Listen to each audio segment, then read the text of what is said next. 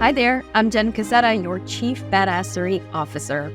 If you're feeling drained, hesitant, stuck in self-doubt, or you just have a case of the vlogs, the Art of Badassery podcast is here to help you unleash your mojo once and for all. We'll provide you with tips, techniques, and real-life examples of how you can kick ass in all areas of your life. You'll learn how to flex your mental muscles, rise above fears, and turn setbacks into superpowers. So let's enter the dojo and let's get to work.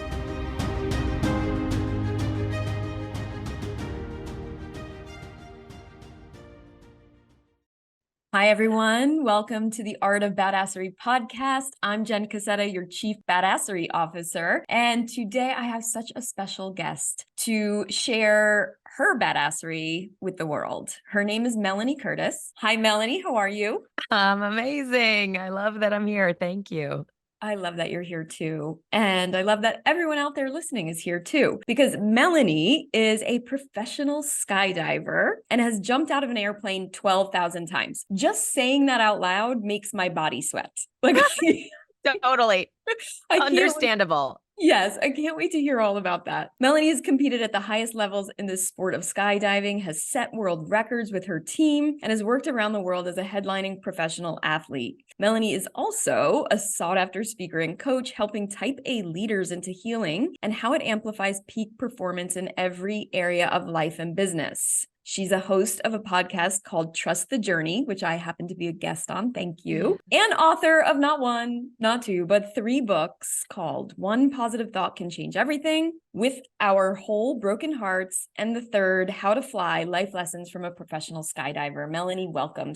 Thank you. Yes, I'm so excited. Let's dive in. I am so ready. I mean, this show, I am a listener of this show. I'm a lover of you. I am ready. I mean, I'm excited. I really am such a believer in this form of sharing, and I hope that we just can add a lot of value to whoever's listening. Oh gosh, that is the intention. We set our intention before we got on, so that was one. And speaking of, I just want to share, because I also talk a lot about networking and getting out in groups. That's how I met Melanie. We were involved in the same women's networking group called The Upside, based out of New Jersey, but all, nationwide essentially. And we met through the pandemic online. And here we are, friends and hosts on each other's podcasts. So good people find good people. Exactly. No matter where you are. So Melanie, can you just first tell everyone a little bit about your journey to becoming a coach and a professional skydiver? Yeah. God, it's so difficult to tell my story in a concise way.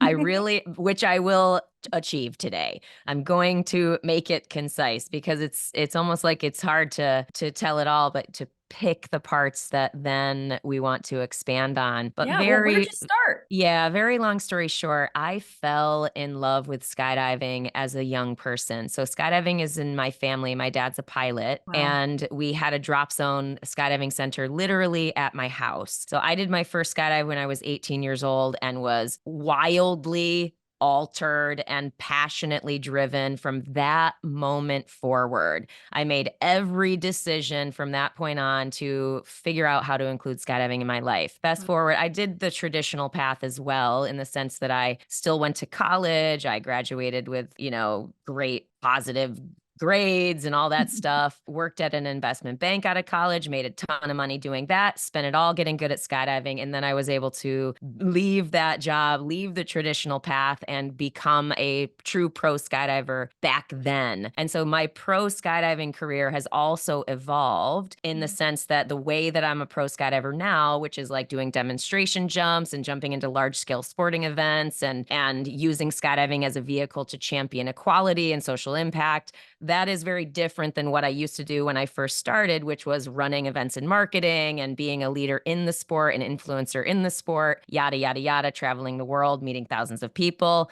blah, blah, blah. So many more things I could say. And then inside of that career, I had an intuitive hit of like, I know this is not going to be enough. I know this is not going to deeply fulfill me for my life. And that intuition sort of sent me into the inquiry around what would that be. Fast forward, a very long story short, there also, it basically took me to life coaching back when life coaching was not cool, was definitely questionable at best. And I ended up trusting that intuition as well, following it. And it's one of the best decisions I ever made because it's taken me fast forward to where we are now. It's my career. It's where I make the majority of my income is working with clients. And it's a huge part of my professional fulfillment as well. So anyway, I could talk a lot more about that. The speaking, of course, dovetails from the skydiving and all the metaphors and insights you can get from that type of experience. Okay, there's so many things I need to go into, but first, I had no idea you went to banking. That's like knowing who you are now, it feels insane almost. That's your path. Totally. How did you leave there? Can you just go back to that moment of leaving that altogether? Because I know there's probably a lot of people listening in transition, getting that hit of intuition, like you mentioned, of this thing in my life, whether it be banking or not, just isn't it anymore. Yeah, this is a great little story, actually, in the sense that I was becoming a person I didn't like. And that's I knew I wasn't the person I was becoming. There was something that I was dreading. I would dread going to work. I would snap at my boss. I would just sort of not be that pleasant to be around. I really just didn't like being there. I was sort of in this energetic, emotional resistance to my reality. And as a 20-something, I didn't really know what was happening, but I just also knew this is not cool to be like that. Like, what's wrong? Like, something's wrong. And so that led me to start to wonder, well, do I get an MBA? What's my next step? I sort of was already growth minded as a young person. I bought the book, What Color is Your Parachute? It's a job search book. Really? And yeah, it's a classic job search book back in the day. I bought it because it had the word parachute in the title, and I was wildly obsessed with skydiving already. And so a question in that book changed my life. And it was, what would you do if money were no object? And at the time, it was an immediate answer. It was like, well, skydiving, duh. And then as soon as the answer skydiving came into my consciousness, almost immediately after, there were all these reasons why I couldn't do that. Oh, wow. And so it was like, oh, skydiving, yeah, for sure. But I don't want to live in a trailer on the drop zone. I don't want to eat ramen noodles for my life. I don't want to like all these things that I was very clear were not for me, assuming that that was what professional skydiving had to look like. And so just the immediacy of that answer made me sort of take those blinders and go, like, start to creak them open and go, wait, that's a professional skydiver that has a home and a family and doesn't eat ramen noodles every night. And so anyway, that made me, I didn't recklessly leave my investment banking job. I rather created an opportunity for myself that was a clear gap in the market where the drop zone that I was coaching at and I was competing at and training at with my skydiving teams, it was very obvious that they needed me. And I pitched myself to them and I said, hey, like I could run the experience side of the drop zone and maybe do events and this and that. And long story short, they said yes. And 8 months later, I left my job and started that one. Wow. Okay. So also a couple things I want to point out for anyone in that mode or transition right now. I noticed that you looked for models that you would like to emulate versus right away, those limiting beliefs came and said, you can't do this. Logic says, I can't make that my life. But then you did pick out some people, even if they were the outliers, who did make it work. So that's a really great strategy to take on when you're in that place. And then you created your own job, which I love. I'm very familiar with that. Yeah. Paving your own way and just making it happen. Amazing. Do you regret ever leaving banking? Never, not even for a moment. I Yeah. am so proud of myself as Mm, a young person. I honestly am like, how did I do that as a young yeah. person? Like, Oh, completely. I thought of that too, because most people start to have those intuitive hits later in life. yeah. 40s, mid 40s, I would say, is the most common that at least I hear of it. Yeah, I feel very lucky that I found a great love in my life very Mm, young. And yeah. skydiving is one of the great loves of my life. That's how I describe it when I Mm, talk about it, yeah. because our relationship is long term. Our relationship has evolved. It's gone through ups and downs. We've broken up, we've gotten back together. Like we have the more mature connection now where I engage in skydiving in a very intentional way now. I Mm, use it in a different way than I have in the past. I love it deeply and it doesn't rule me either. So it's like amazing. very different than when I was young. I was obsessed, Yeah. like an addict Hmm. for their fix. And so it's like there's power in that. And there's also danger there too. Because I've seen a lot of people who love skydiving go down roads that lead them into not necessarily ruin. That's like a Hmm. bit dramatic, but Hmm. for me, I feel like I had my passion couched with this desire to also not necessarily be safe, but it I think was couched with this like deeper tone of like wanting to control and be safe and this sort of anxiety that was sort of at the root of my being, Yeah. which is kind of deep and meaningful around that. But Yeah. Yeah. I think that helped me make more mindful choices, even though I was in this really obsessive period of that love. Amazing. And I can so relate to having that love of my life being martial arts. Yep. And how I engage in it now is very different than my 20s and 30s when I was completely obsessed Yeah. on the mat every day. Now I'm more teaching it or using it as metaphors in my life, obviously for many reasons, including my artificial hip being one of them. That Yes. slowed me down just a little bit, but the love is still there. Yeah. A different kind of love. So thanks for sharing that. What I always like to tap into with all my guests is really is pointing out why I choose my guests, really, Mhm. because they're all black belts in badassery. And if you've been around this podcast, you know what that means. It basically means someone who has overcome major challenges, obstacles, failures, disappointments, all of those things, come out the other side a stronger person mentally, maybe physically, and spiritually, and now uses those inner strengths to help other people. So, can you share a little bit about how you're using your journey to help others? Yeah, definitely. That's been the vast majority of my career. I just posted something today about how I have quote unquote put myself out there for the entirety of my career because I believe deeply that courageous self-expression and being bravely seen and known is our highest both healing and our highest contribution. And Mhm. so that was rooted in when I first read Elizabeth Gilbert's book, Eat, Pray, Love. I read it in 2007. I had a major moment of realization and just ecstasy finishing that book. I just like It was so felt good, can I just felt say? yeah, I felt understood. I Mm, felt seen, I felt not alone in such a powerful way that I was like, I want to contribute like that.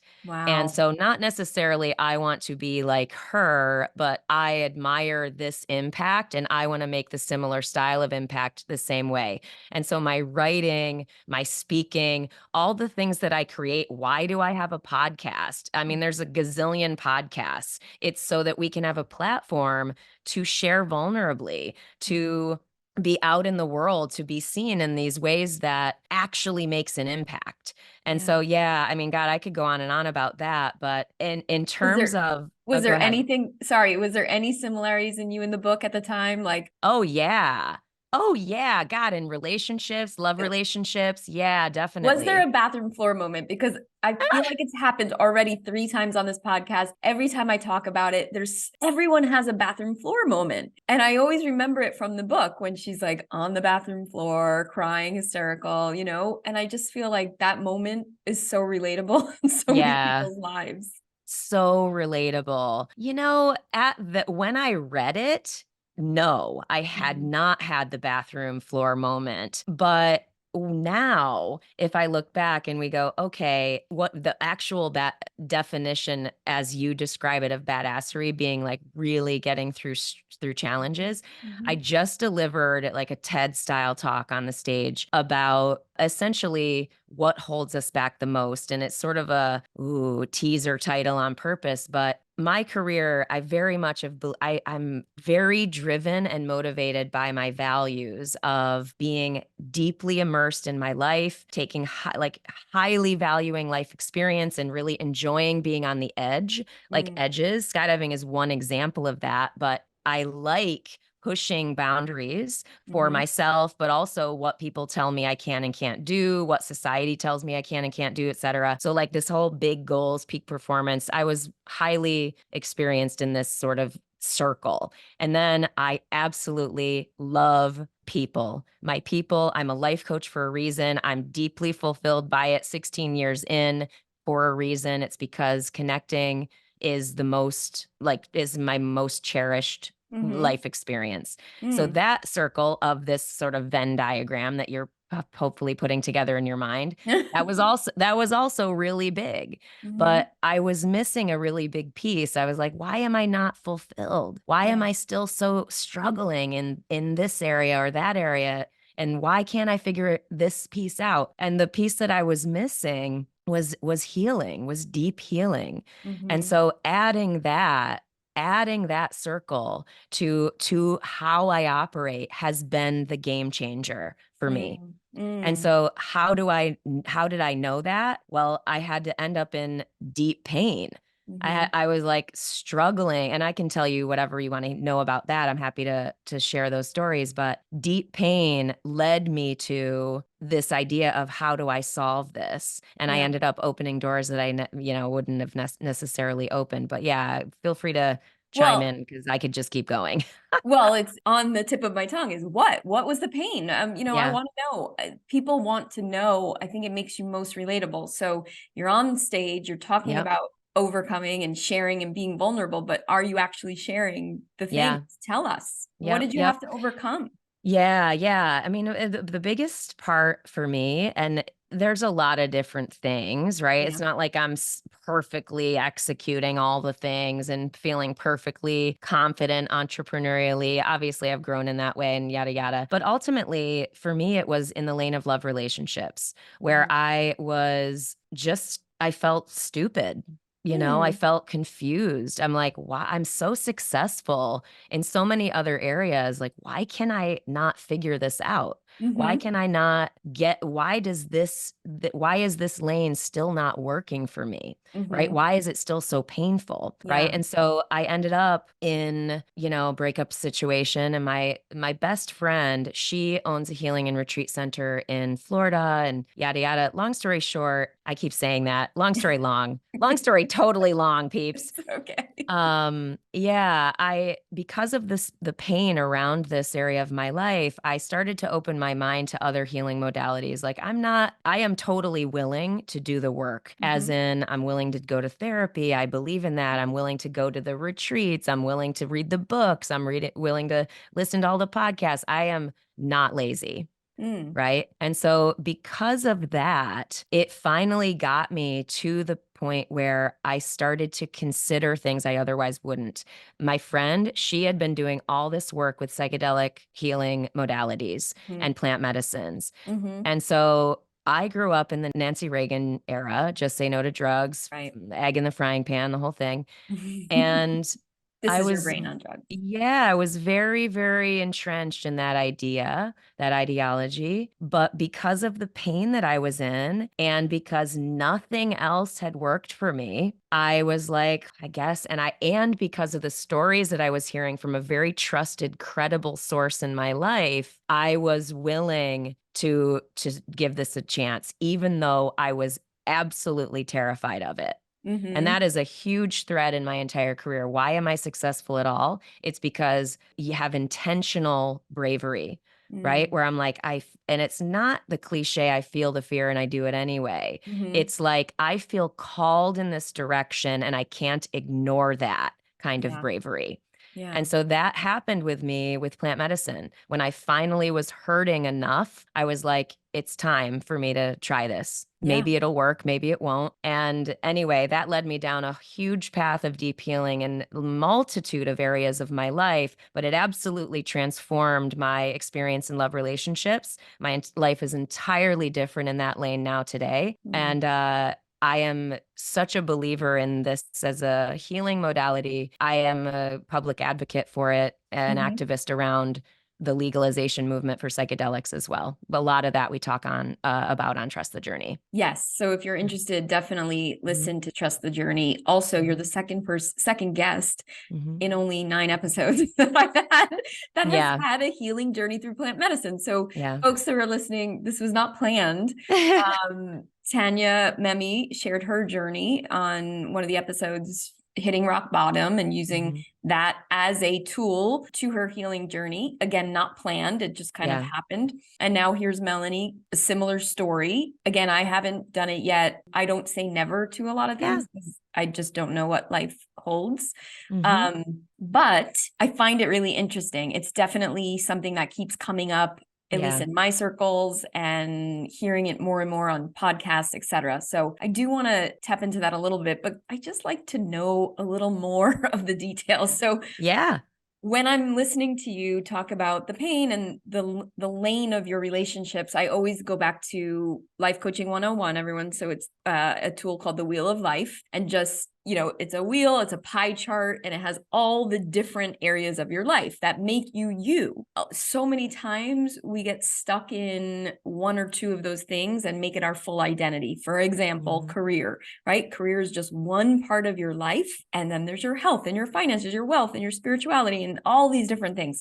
So when you're talking about your relationships, your intimate love relationships, that's what you're talking about. So can you just describe what that actually looked like in your life so people can relate? What did it look like before the healing journey, and what does it look like now? Yeah. And keep in mind, it's not about the outcome, right? It's really not about the outcome. It's about the fact that I am no longer afraid of the outcomes. Right. I'm not afraid anymore. And I'll share the story that I shared in my talk, but also I'll share it. So I feel like we've all had a breakup, right? We've all been in painful breakups, right? Oh, yeah. And so you experience understandable heartbreak. Totally normal. So I had basically broken up with this person that I was dating, and I had already done some healing work around this lane, this anxious attachment. So that's been my experience, is this feeling of feeling insecure, feeling anxious, feeling overly attached, feeling afraid of outcomes, all of those things. Like, that was my experience in love relationships. Second time that term's come up this week for me, anxious attachment. Can you just explain it just for someone that's never heard of that? Sure. And I'm not a therapist, but listen, a book I highly recommend, that I recommend to almost all of my clients, is the book called Attached. It's by Rachel Heller and Amir Levine. It is, I think, required reading for anyone on a personal development path and wants to understand their relationships. And there's plenty more complexity to human dynamics beyond attachment theory, but understanding attachment theory, I think, is really important. So in short, it's secure attachment, where you feel at peace, you feel calm, you feel secure in relationship to other people. And love relationships tend to be the most potent and triggering for people, which is why they are the most discussed. And so then there's the avoidant attachment style, which is like, ooh, if a person gets too close, I need to keep them at this distance because I only feel safe relating to people if they are far enough from me. And then there's the anxious attachment style, which is, oh my God, I need to be very, very close to you. Otherwise, I don't feel safe unless I'm constantly being reassured or I'm feeling this constant connection. And so, that's historically been my experience. And I could see, based on my learning, that that was something I wanted to work on, that I wanted to heal, that I wanted to become more Yeah. reliant and really have the skills and tools of self-love, which Mm. sounds super cliche, but when we're talking about it from a pragmatic standpoint, it works. Like Yeah. it works. When you have access to it, you can be in relationship to people differently than you had in the past. So Well, just think this about having access to that framework, those terms even. When you were describing it, the anxious attachment, I had a flashback of an old boyfriend basically telling me, "You want me to be like a chihuahua for you, right? Like always like, affirming you and all this." And I was so, yeah, it's really it's real. It's it's very funny. real. It's funny to hear that and look back obviously now, but also, that's really interesting. Yeah. So many people get in and out of relationships and don't take the time to really do the inner work, right? To Yeah. then create something new and different and more fulfilling in the future. So Totally. awesome. Totally. We have to turn the mirror onto ourselves. Yeah. And it's not to say that there, isn't impact and influence from other people. Of course, a relationship is made up of two multitude of impacts and forces. But if we are not doing the work to look at ourselves, we're leaving a lot on the table, and we'll basically just continue to repeat patterns until life forces us into that Mm-hmm. awareness, which is almost always very painful. And so, Mm-hmm. even for someone like me, who is very, very deliberate, very into growth, very intentional, even someone like me, I was like, what the F am I Mm-hmm. missing? Yeah. Right. Yeah. Because I broke up, basically, the short story about that impact of is I broke up with this person and I was really angry. I Mm-hmm. was the level of anger that I felt did not match the situation. Like I hadn't even dated this person very long, but I was really angry about what happened. And I knew, like, one of my favorite quotes about personal healing and development is if you are hysterical, it's historical. No, I like that. Meaning, if the emotional response to a situation outweighs what should happen, then Right. it's something deeper. Then it's something Yeah. deeper. So I'm like, I know Historical, like this. in the past. Sorry, I just, Yeah, like, yeah. yeah, past stuff, familial origins potentially. Anyway, so Mhm. that led me to finally sit with ayahuasca and really continue to do work. So it's been a multitude of ceremonies. And when I talk about healing with psychedelic medicines, I'm talking about facilitators, professional facilitators who hold ceremonial sacred space with these medicines to Mhm. help you go inward and discover and unearth what poison needs to come up and out of you, but Mhm. also what insights need to become apparent and aware to you so that you can use them going forward. The ceremony is only one part. Mhm. That awareness and the healing that we get from it then is followed by integration, which is a big part of what we already do in life coaching and stuff like that, but we're Mm. just doing it with other tools that help us get deeper, Yeah. that get more deeper awareness of ourselves. Okay, I love that. I asked Tanya Memi the same question now that I'm going to ask you, which Mhm. is for those out there that will never try any of that, plant Yep. medicine, ayahuasca, psychedelics, like it's a hard pass. Yeah. What are some other methods that you have used that have been successful or that you use with your clients to also get through to the other side, essentially? Yeah.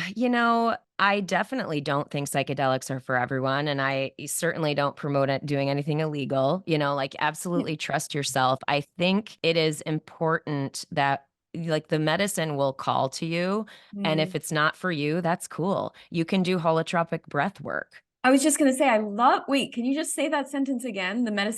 calls to you. The medicine And calls it, to you. So the and medicine it, could be anything. Yeah, the medicine is also always different, Mm-hmm. right? I mean, like, there are so many different ways we can heal. We Yeah. can write, we can self Mhm. express, we can be brave in creativity, we can be brave in conversation and connection and relationship. We can get therapy. We can, deepen our friendships. We can, again, I mentioned breath work. We can like get into our bodies and really somatically start. There's plenty of healing modalities out there that help us get into our bodies and realize where energy and pain is stuck. So we don't need a psychedelic to do that. It's just, for me, as I shared earlier, I like to play in the lanes that are on the edges so that it's a very natural fit for me to eventually have made it there.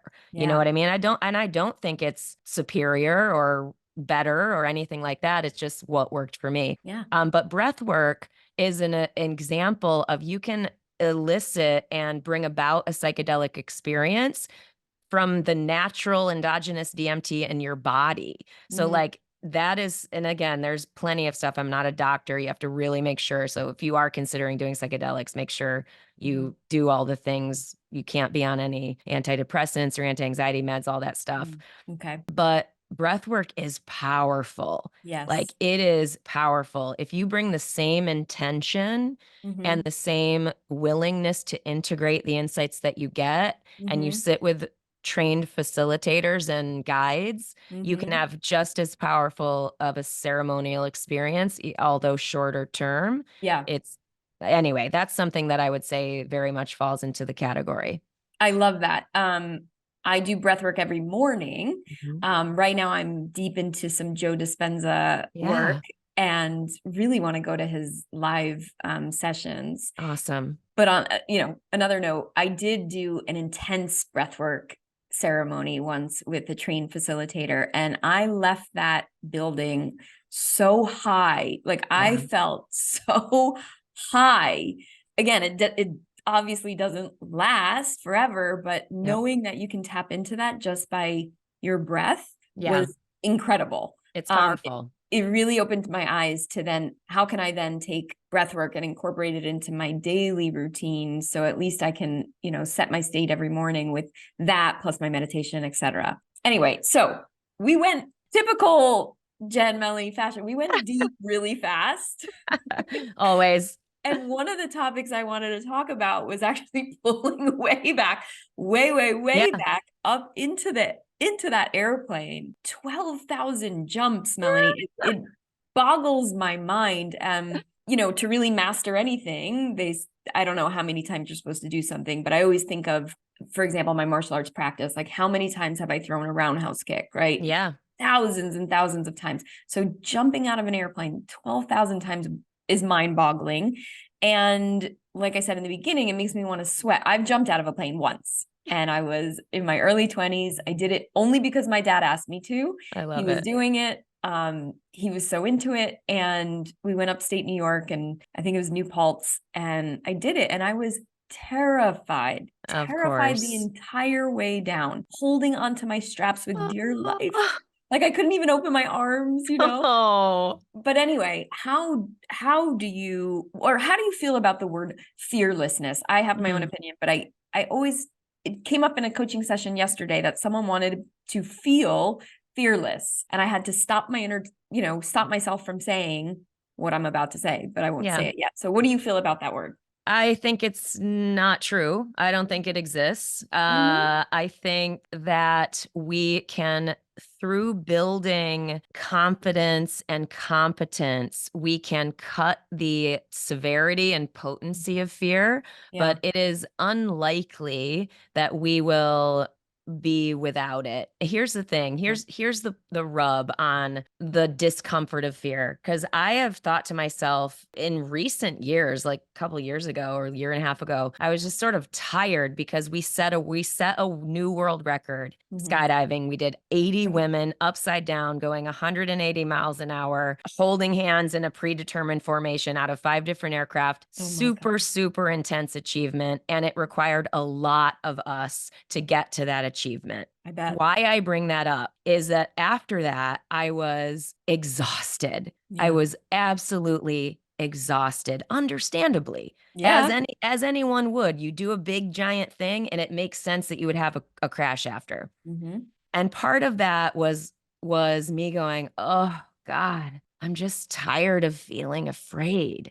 you know? And that was partly the exhaustion talking. But when I think about it and I really reflect in a bigger, wider view, as a growth minded, growth centered person, I am a person who seeks my own edge and likes that feeling of expansion and growth and contribution that comes on those edges. Fear is ultimately always baked into that Wow. because we're constantly in and dancing with the unknown. So even as competent and as capable and as good as I am as a skydiver, do you think I wasn't scared on those world record jumps?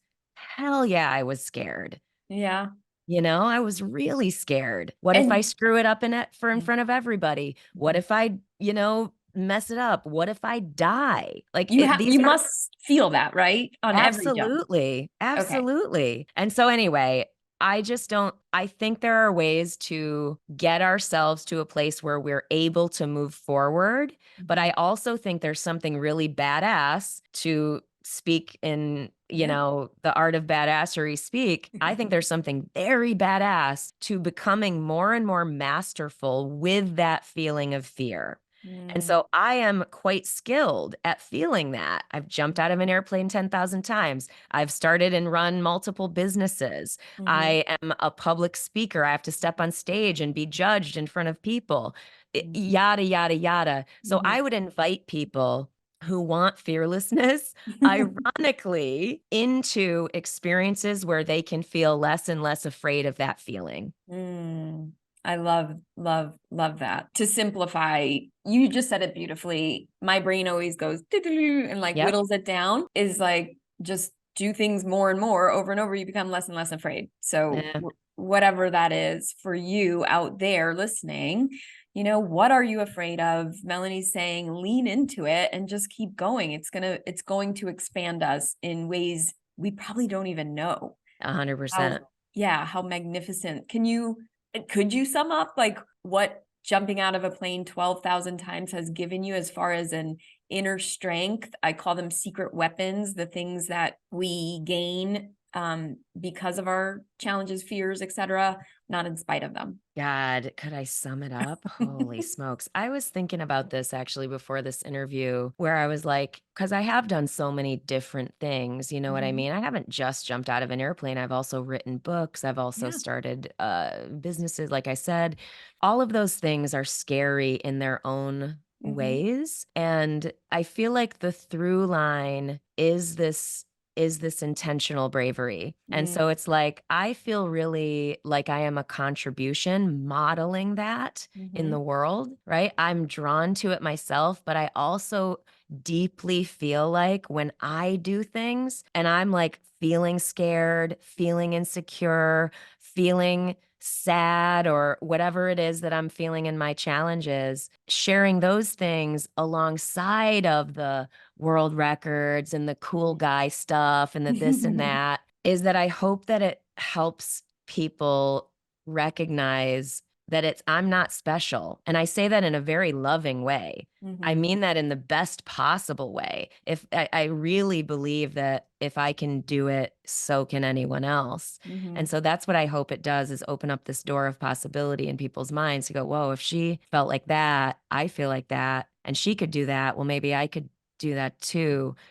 Yeah. Yeah, I'll share how that when I read your bio again this morning, I was like, wow, if Melanie can write 3 books, I can write 3 books. Yeah. Yes, definitely. See, it does work. It does work. And I thank you so much for all your sharing and bravery. When I speak to you, I automatically feel grounded. Uh, Um, Let me know if you agree with me out there. There's mm, something about the way Melanie speaks and shares that just feels, there's a confidence that comes through, and not in a way that's off-putting. It's like right. very grounded, like this is who I am. And I feel like all of us strive to have that. So I just want to acknowledge you for Thank that, you. because I think it's Thank you. so awesome. Then, so I really did cover why you're a black belt in badassery. And again, it's not just because of the jumps, right?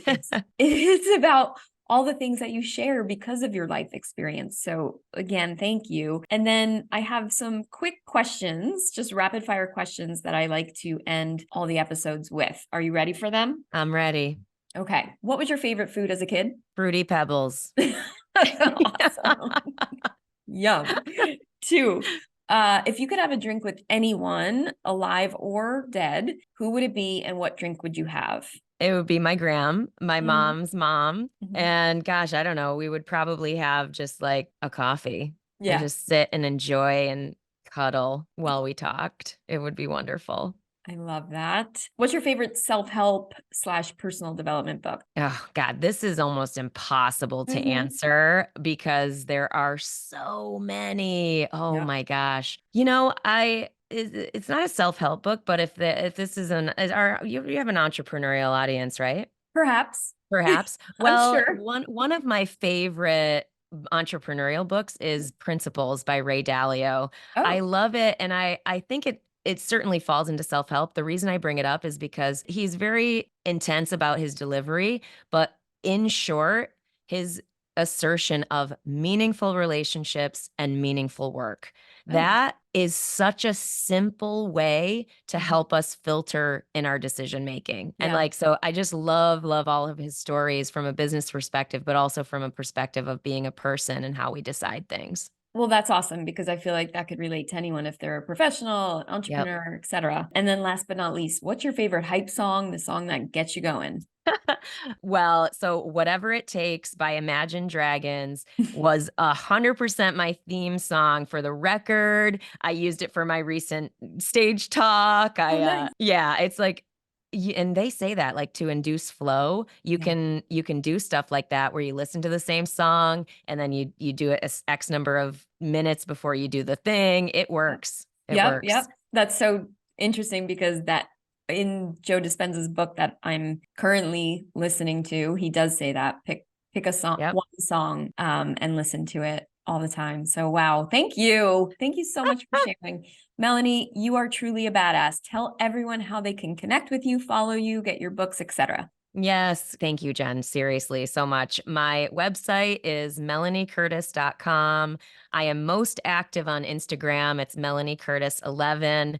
And the podcast, if you are interested in hearing more, it's trustthejourney.today.